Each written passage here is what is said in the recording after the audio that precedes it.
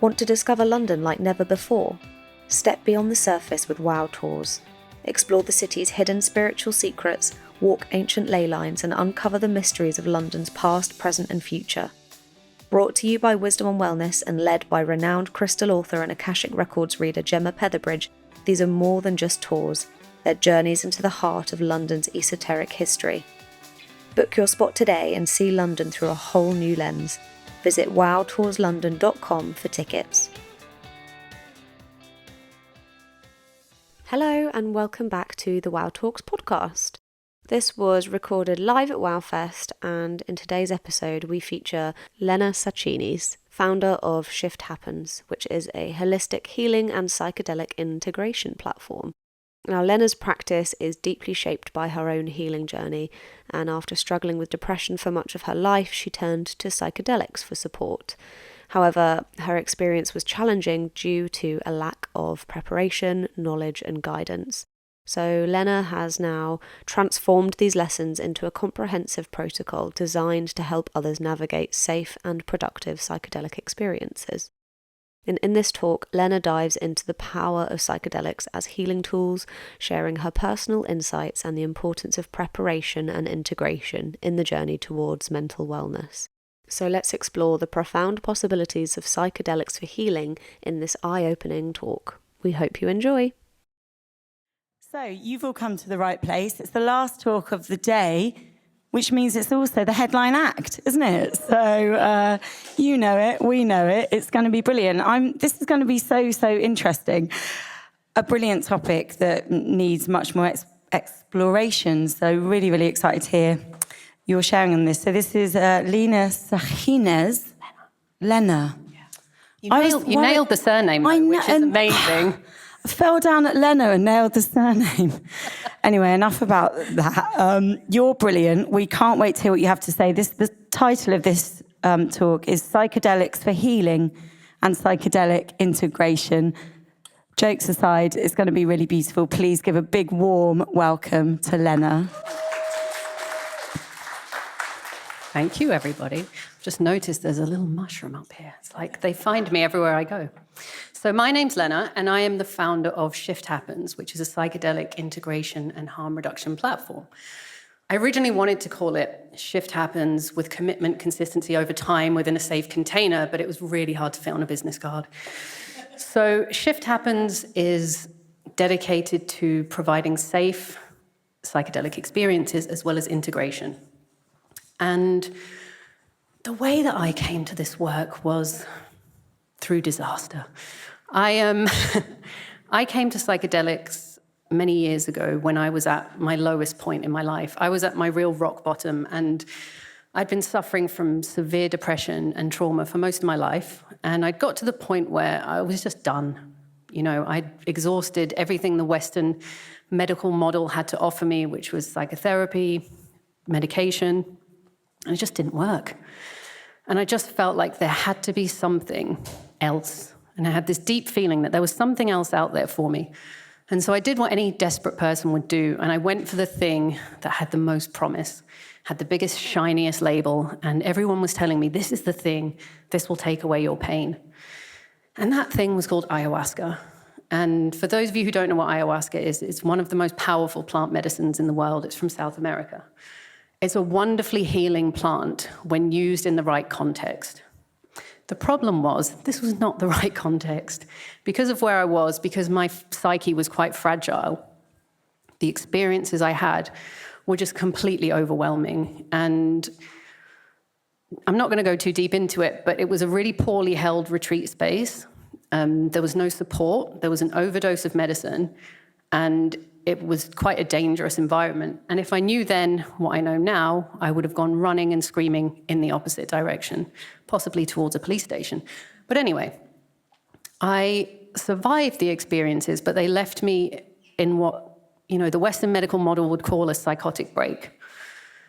I reframed my experience quite early on from a psychotic break to a spiritual emergency. And that was because what was happening to me didn't feel medical. It didn't feel like psychiatry had anything for me. It felt very deep, it felt spiritual, and it felt like an initiation. And so upon further research, I learned that in indigenous cultures, this is a really common thing that happens to people, and it is an initiation. But I'm not from an indigenous culture. I'm from the West, so I didn't have the internal cultural framework to integrate something like that. And I see this quite often in my practice with people going for these big, big medicines. And so what did I do? As you may have noticed, I am still here. So I chose to stick around because what did happen with ayahuasca, what it gave me was a glimpse behind the veil. I got to see that there is something else. There's more to this reality than we think, and that piqued my curiosity. So I decided to stick around, and I dedicated myself to figuring out why this had happened to me and how could it be prevented. And 5 years later, Shift Happens was born, and my North Star ever since has been, I vow to be the support I wish I'd had. So I work mainly with women who are healing from cultural conditioning and programming, stepping out of all of that into their authentic selves and learning how to take up space in this world. And I'm a coach, I'm a mentor, and I work with mushrooms. The reason I'm going to talk about mushrooms today is because they are my medicine of choice. And they do different things at different doses, which makes them very unique because you can integrate them very gently into your life. It doesn't have to be the big, huge experience. And I'm going to go through the different ways that we can work with mushrooms. So how do these little guys heal? What do they do? So from like a neuroscience physiology perspective, what they do is they allow the brain to connect in different ways. So all of us live in our kind of everyday consciousness, the consciousness we're all in here. So we do things without thinking. We have our patterns, we have our behaviors, we have the way we react to things. And those are neural pathways in the brain. What psychedelics do is they open up the brain so that we can actually create new neural pathways, and that's called neuroplasticity. Up until very recently, scientists didn't think that was possible past childhood. They thought that only happens when you're a kid, you get programmed as a kid and that's you done, it's concrete. We now know that you can actually re-enter states of neuroplasticity. Now, this is how you can change behaviors and patterns, but it doesn't happen automatically. You have to consciously participate in that process, and that's what we call psychedelic integration. So the way I work with mushrooms is what I call a non-pathologizing framework. So this requires a little bit of a reframe from our Western medical model of mental health disorders. I really hate the term mental health disorders because once you understand why these things have been created, how they've been created, they make complete sense. So once I unpacked my depression and I worked through my traumas, my depression made complete sense. It was an adaptation. It was a way that my psyche had developed defense mechanisms, patterns, ways of being in the world to keep me safe. And so once we begin to approach these parts of ourselves with curiosity and compassion, and we stop trying to get rid of them and cut them off and medicate them, that's when we start to see real amazing changes. And this is where psychedelics can help you because they make the unconscious conscious. There is so much in our subconscious that we can't see. We don't have access to it. Sometimes that's for a reason. But when we open the door with psychedelics, we get to see why we are the way we are. We get an embodied experience of our inner workings. And from that place, you can take empowered action to create your life the way you want it to be. A lot of us are acting from places of wounding, from places of programming, from places of people-pleasing. And psychedelics give you this amazing door that you can just open and you can see all this stuff. But again, we need to tread carefully because your psyche is incredibly intelligent, and sometimes there are things that are kept from your conscious awareness for a reason. And that's where psychedelic harm reduction comes in, and that's what I specialize in. So there are 3 different ways that I work with mushrooms in my practice, and that is microdosing, mini-dosing, and macrodosing. So microdosing is when you take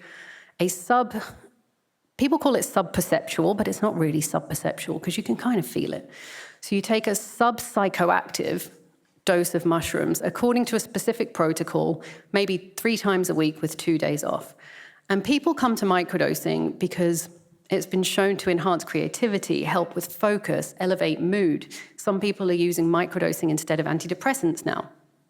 But the thing with mushrooms is they are adaptive. So in my opinion, microdosing can never be a medication because it does different things for different people. So the side effects can range from spending 3 hours creating a beautiful work of art to spending 3 hours sobbing on your bedroom floor about something that happened when you were 5 years old. They're unpredictable. So the only predictable thing about psychedelics is their unpredictability. And so microdosing can be wonderful, but you don't get to pick your own adventure. It's really about being in a state of openness and trusting that you'll get what you need if you're willing to look. There are two ways I work with microdosing. So when clients come to me, they generally want the macrodose experience, and that's the big, cathartic, mystical experience that we all hear about. And what's wonderful about microdosing is it really helps you prepare for that experience. So generally, I will start somebody on a microdosing protocol, maybe for a month or two, depends who it is and what we're working with. And it does a couple of things. First of all, it's going to start revealing material from the subconscious. So during our preparation phase, we will start working with this unconscious material. Because the minute you say yes to a psychedelic journey, in fact, the minute you even hear about and your interest is piqued, your subconscious is on board and it starts to bring things to the surface. So the preparation phase is where we work with all that stuff, we unpack it, we let it come to the surface. So that's the first way. And the second way is to prepare your system to meet the mushrooms. So on the day of like a big dose journey, we have these internal protectors, we all have them. And the only job of these protective parts is to keep you alive. They do not care about your transcendence. They don't care about you having a mystical experience. They only care about keeping you alive. And so far, what's kept you all alive is the familiar, is what you've been doing already. So they'll do anything to resist the unfamiliar. So if you're going into a retreat or a one-to-one, whatever it is, and you're taking this big, huge dose of mushrooms, these protectors will pipe up. And if you can imagine them like guards, they will get their weapons out and they will protect. And what happens here is resistance, fear, and sometimes panic. So when you hear about bad trips, that's often these protector parts that have gone into overdrive because they're just not familiar with what's happening. So again, when we microdose, your system gets a little taste of the mushroom. It gets to meet it. It goes into your cells. It goes into your subconscious. So when it comes to that big day, you take your big giant dose of mushrooms, your body's like, oh, I've seen you before. This is familiar. You can come in. So they soften, the resistance becomes less, and you're able to sink in much deeper to your experience and get a lot more out of it, have a much more productive journey. And so the next dose up from that is what I call mini dosing. And mini dosing is about a third of a large psychoactive dose. And that's different for everybody because everybody's threshold is different. So mini dosing is my personal preference for working with mushrooms. And this is where I get my clients to. So once clients have had a really supported experience of psychedelics, they've done a few journeys, they've got their little backpack of tools, you can go off and work with these things on your own if you are prepared. And this mini dosing is how you can do that. And what I love about mini dosing is you're still having the insights, you're still having that big experience, but you're also staying connected to your external environment. And what that does is it teaches your nervous system safety. So when we go through trauma, when we go through something difficult, we disconnect from our environment, we dissociate. Staying with the mini dose, keeping eyes open and being connected will start to repair some of that and teach your nervous system safety. You can also start incorporating other introspective practices with the mini dosing, which is absolutely wonderful. It's almost like boosting any of these practices that you might have. I personally work with TRE and mini dosing, which is tension and trauma release exercises. It's a way of releasing trauma through shaking and tremoring. When we combine that with a low-dose psychedelic, it permeates so much deeper into your system. You're able to have much bigger releases, but it's still very safe because, again, we're staying connected with our environment. And for me, I love this dose because sometimes I'll get these little pangs of depression or I feel like I'm slipping back into my old patterns. And all I have to do is take a little mini dose and it's like, it was right here. Like the thing that was blocking me or the thing I was struggling with becomes so obvious. I think, how did I not see that? But you can't see what you can't see. You can't see what's outside of your conscious awareness. So it just allows you to lift the veil, see what's going on, and move through it quite quickly. Again, you need to have the tools and skills to navigate psychedelic space before you go into those doses. And so the third dose is the big dose, the big macro dose. And this is the one that you hear about in the media. These are the big transcendent mystical experiences. And sometimes these are absolutely necessary, because if, like me, you've been stuck in depression or anxiety or PTSD for decades, you need what we call a pattern disruptor. And a large dose of mushrooms is a pattern disruptor. It's going to give you this absolute bird's eye view. It's going to give you a complete paradigm shift, a perspective shift. It's not always easy, though. So it needs to be taken seriously. And I don't say that lightly. I see psychedelic trauma all the time. It's a real thing. So please be careful which environment you put yourself in when you are opening up to this big experience. And I'm going to talk about 4 different ways that you can have a macrodose experience. So the first one would be a retreat. So you've probably all heard about psychedelic retreats. You would go away and be in a group of people, anywhere from 8 people to 100 people, depending on where you go. There would be a few facilitators whose job is to kind of look after your physical body, make sure you're safe, help you with whatever you might need. And sometimes there is a bit of aftercare, sometimes there isn't. So this can be a wonderful setting to connect with other people, meet like-minded people. There's usually some other stuff like maybe yoga or breath work involved, so it's great for that. However, if you are working with trauma or any of these quote-unquote mental health disorders, a retreat might not be the right place for you. You might need more support than that. So the next step up from a retreat would be a trip sitter. And a trip sitter is like a trusted friend or partner or somebody that you really, really feel safe with.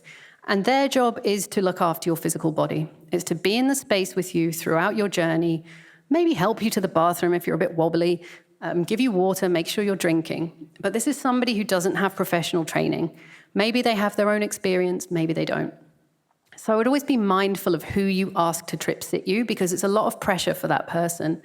And if they feel nervous, you're going to pick up on that. If they don't feel equipped, you're going to pick up on that, because you're in such an open and receptive state.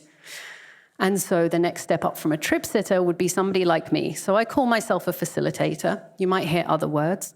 This is somebody who has professional training, trauma-informed preferably. It could be a therapist, or it could be somebody like me. I call myself more of a coach. And it's somebody who has their own experience, preferably a lot of it, and who knows what to do and who knows how to hold really secure, solid space. This is great for a one-to-one. So the way I work is I have people for a one-to-one. It's an overnight stay. I create a really cozy, safe environment, like a little nest in a living room. I feed you, I look after you. There's lots of preparation and lots of aftercare. So this is great if you just want to feel safe for your first experience and you don't necessarily need psychiatric attention, let's put it that way. Now, the next level up is the clinical setting. And so this would be something like a clinical trial. They do them at Imperial London with psilocybin. So it's quite rare that somebody would be on a clinical trial. There are other medicines like iboga, which is a much bigger psychedelic. And that one's a bit harder on the body, and sometimes you need to be monitored. So you might be in a doctor's office, you might be hooked up to machines and being monitored. Now, it depends who you are. Which experience you choose depends who you are, because imagine that for you, a hospital is the safest place. And when you're in a hospital, you feel really safe, you feel like you're surrounded by experts.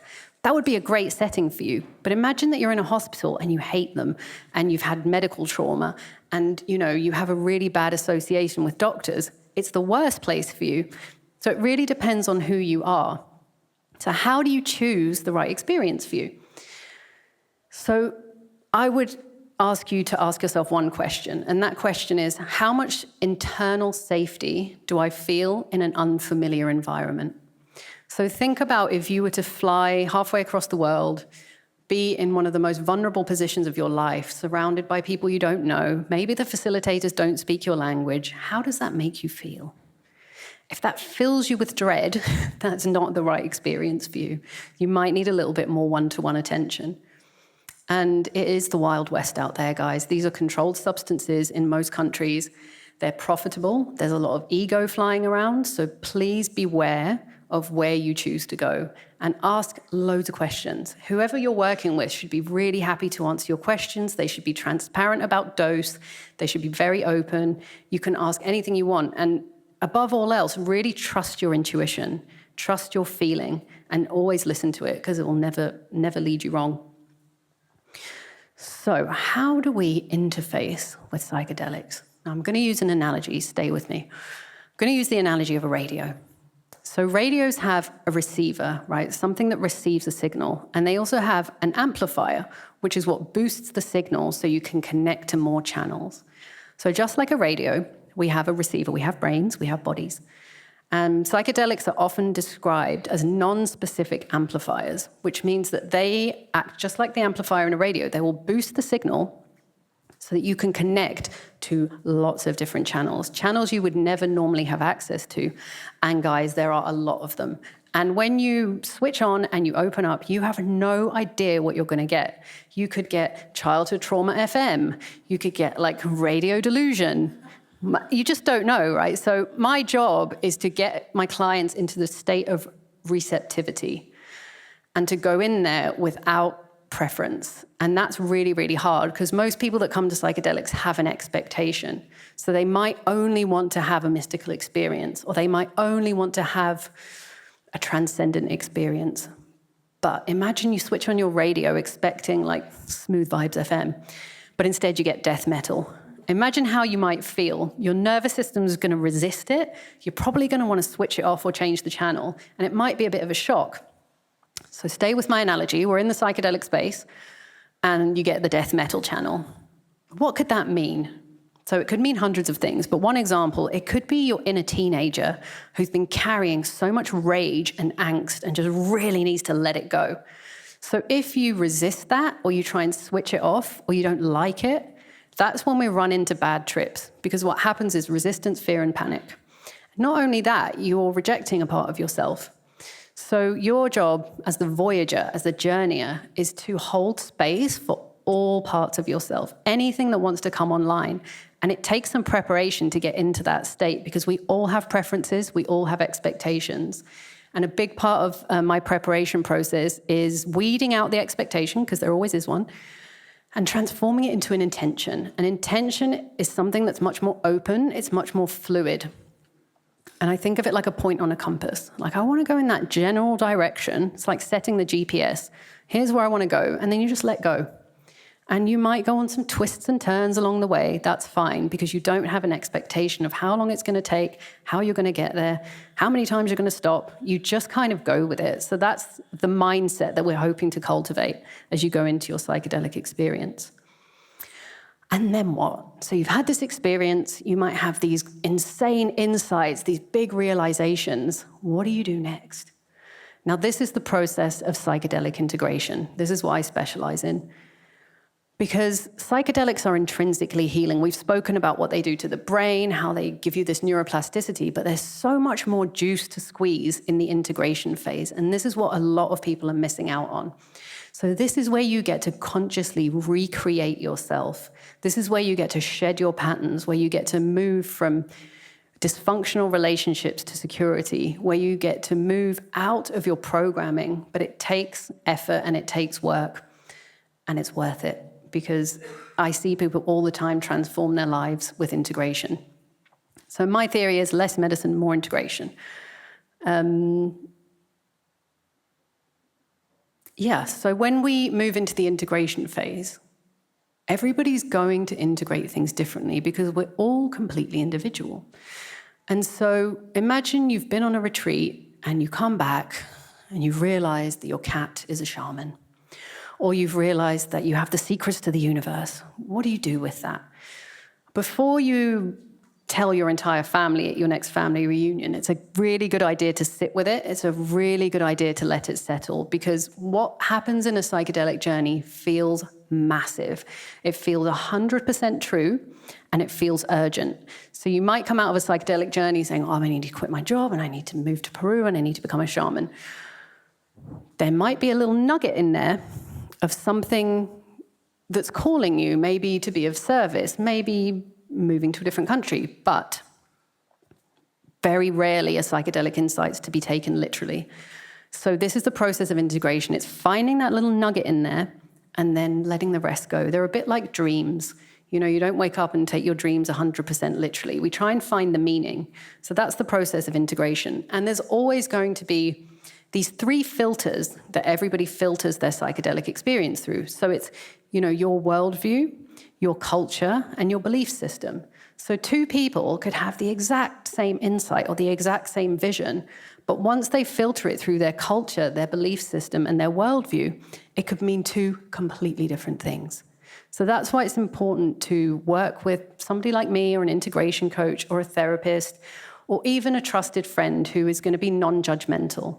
Because when we go into a psychedelic journey, if you imagine a snow globe is your psyche, you're shaking it up. So there's all these pieces that are just like floating around. And in order for them to land, you need stillness. The only way that they're going to settle is with stillness. So sleep, rest. Don't worry about making big, giant decisions.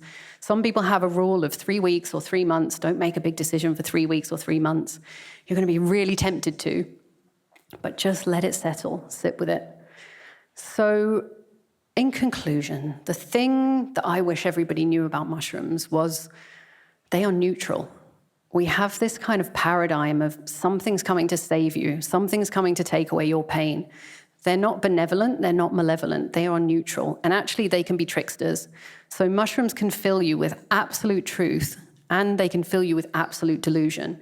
It really depends who you are. And what determines that is which channel you're tuning into.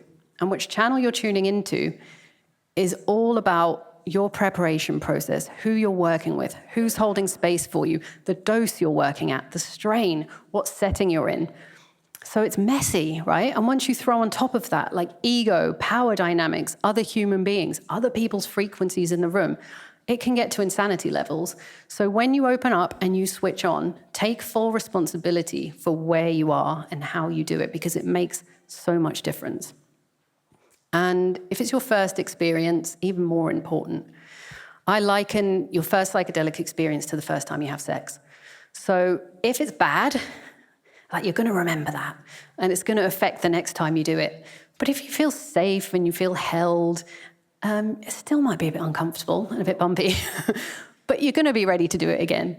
So just remember that it's not a race, it's a journey. And I believe that slow and gentle is how we make permanent shifts in our life. And I know that's not necessarily the big, shiny media headline that we're seeing everywhere.